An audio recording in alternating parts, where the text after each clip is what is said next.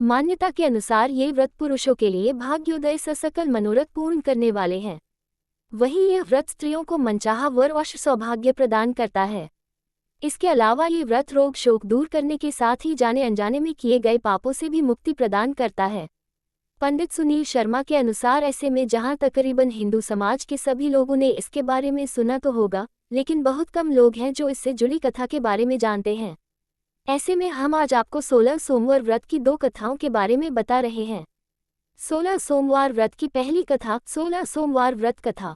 प्राचीन समय में एक नगर में एक धनवान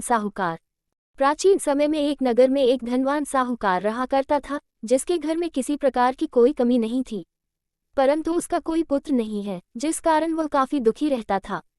उसे दिन रात यही चिंता सताती रहती थी। ऐसे में वह पुत्र पाने की कामना लिए हर सोमवार भगवान शिव जी का व्रत और पूजन किया करता था और शाम के समय शिव मंदिर में जाकर के भगवान शिव जी के सामने दीपक जलाता था। उसके उस भक्तिभाव को देखकर देवी माँ पार्वती ने शिव जी से कहा कि यह साहूकार आपका बहुत बड़ा भक्त है और सदैव आपका व्रत और पूजन बड़ी श्रद्धा के साथ करता है। इसकी मनोकामना पूर्ण करनी चाहिए। शिवजी ने कहा, हे पार्वती, ये संसार कर्म क्षेत्र है और जैसे किसान खेत में जैसा बीज बोता है वैसा ही फल काटता है, उसी तरह इस संसार में व्यक्ति जैसा कर्म करता है वैसा ही फल भोगता है।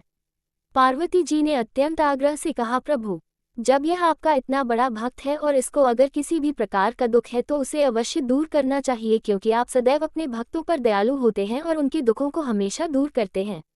यदि आप ऐसा नहीं करेंगे तो मनुष्य आपकी सेवा व व्रत क्यों करेंगे। पार्वती जी के ऐसे आग्रह पर शिव जी बोले, हे पार्वती, इसके कोई पुत्र नहीं है, इसी चिंता में यह अत्यंत दुखी रहता है। इसके भाग्य में पुत्र न होने पर भी मैं इसको पुत्र की प्राप्ति का वर दे सकता हूँ, लेकिन वह पुत्र केवल 12 वर्ष तक जीवित रहेगा। इसके पश्चात वह मृत्यु को प्राप्त हो जाएगा। यह बातें साहूकार सुन रहा था। इससे उसको न तो प्रसन्नता हुई और न ही कुछ दुख हुआ। वह पहले की तरह ही शिवजी महाराज का व्रत और पूजन करता रहा। कुछ समय व्यतीत हो जाने पर साहूकार की स्त्री गर्भवती हुई और 10वें महीने में उसे अति सुंदर पुत्र की प्राप्ति हुई। साहूकार के घर में बहुत खुशी मनाई गई, परंतु साहूकार ने उसकी केवल 12 वर्ष की आयु जानकर अधिक प्रसन्नता प्रकट नहीं की और न ही किसी को ये भेद बताया। जब वह बालक 11 वर्ष का हो गया तो उस बालक की माता ने उसके पिता से विवाह आदि के लिए आग्रह किया, तो वह साहूकार कहने लगा कि अभी मैं इसका विवाह नहीं करा सकता, अपने पुत्र को काशी पढ़ने के लिए भेजूंगा। फिर साहूकार ने बालक के मामा को बुलाकर उसको बहुत सा धन दिया और कहा, तुम इस बालक को काशी जी पढ़ने के लिए ले जाओ और रास्ते में जिस स्थान पर भी जाओ यज्ञ और ब्राह्मणों को भोजन अवश्य कराते जाना। फिर वह दोनों मामा भांजे यज्ञ करते और ब्राह्मणों को भोजन कराते हुए काशी जी की तरफ रवाना हुए। रास्ते में उनको एक शहर से गजना पड़ा। उस शहर में राजा की कन्या का विवाह था और दूसरे राजा का लड़का जो विवाह करने बारात लेकर आया था वह एक आंख से काना था। उसके पिता को इस बात की बड़ी चिंता हो रही थी कि कहीं वर को देख कन्या के माता पिता विवाह में किसी प्रकार की अड़चन पैदा न कर दें। इस कारण जब उसने अति सुंदर सेठ के लड़के को देखा तो मन में विचार बनाया कि क्यों न दरवाजे के समय इस लड़के से वर का काम चलाया जाए। ऐसा विचार कर वर के पिता ने उस लड़के और उसके मामा से बात की तो वे राजी हो गए। फिर उस लड़के को वर के कपड़े पहनाकर और घोड़ी पर जाकर दरवाजे पर ले गए और सब कार्य प्रसन्नता से पूर्ण हो गया। परंतु जिस समय लड़का जाने लगा तो उसने राजकुमारी की चुन्नी के पल्ले पर लिख दिया कि तेरा विवाह तो मेरे साथ हुआ है, परंतु जिस राजकुमार के साथ तुमको भेजेंगे वह एक आंख से काना है और मैं काशी जी में पढ़ने जा रहा हूँ।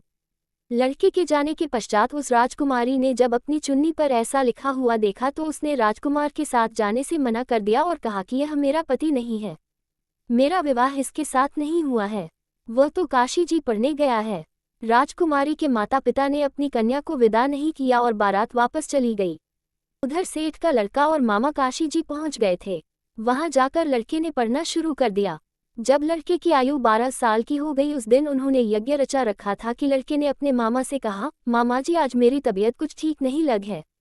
मामा ने कहा, अंदर जाकर सो जाओ और आराम करो। लड़का अंदर जाकर सो गया और थोड़ी देर के बाद में उसके प्राण निकल गए। जब उसके मामा ने आकर देखा तो वह मुर्दा पड़ा हुआ है तो उसको बड़ा दुख हुआ और उसने सोचा कि अगर मैं अभी रोना पीटना मचा दूंगा तो यज्ञ का कार्य अधूरा रह जाएगा, जो कि सही नहीं होगा। अतः उसने जल्दी से यज्ञ का कार्य समाप्त किया और ब्राह्मणों के जाने के बाद रोना पीटना आरंभ कर दिया। संयोगवश उसी समय शिव पार्वती जी उधर से जा रहे थे। जब उन्होंने जोर जोर से रोने की आवाज़ सुनाई दी तो पार्वती जी शिव जी से कहने लगी, प्रभु, कोई दुखिया रो रहा है, कृपया कर इसके कष्ट को दूर कीजिए। जब शिव पार्वती ने पास जाकर देखा तो वहां एक लड़का मुर्दा पड़ा हुआ था। पार्वती जी कहने लगी, महाराज, ये तो उसी सेठ का लड़का है जो आपके वरदान से पैदा हुआ था। अतः हे प्रभु, इस बालक को और आयु दो, नहीं तो इसके माता पिता तड़प तड़प कर मर जाएंगे। पार्वती जी के बार बार आग्रह करने पर शिवजी ने उसको जीवन का वरदान दे दिया और भगवान शिवजी की कृपा से लड़का फिर जीवित हो गया। इसके बाद शिवजी और पार्वती कैलाश पर्वत की ओर चले गए। इसके पश्चात वह लड़का और उसका मामा उसी प्रकार यज्ञ करते और ब्राह्मणों को भोजन कराते अपने घर की ओर वापस चल पड़े। रास्ते में उसी शहर में आए जहां उसका विवाह हुआ था।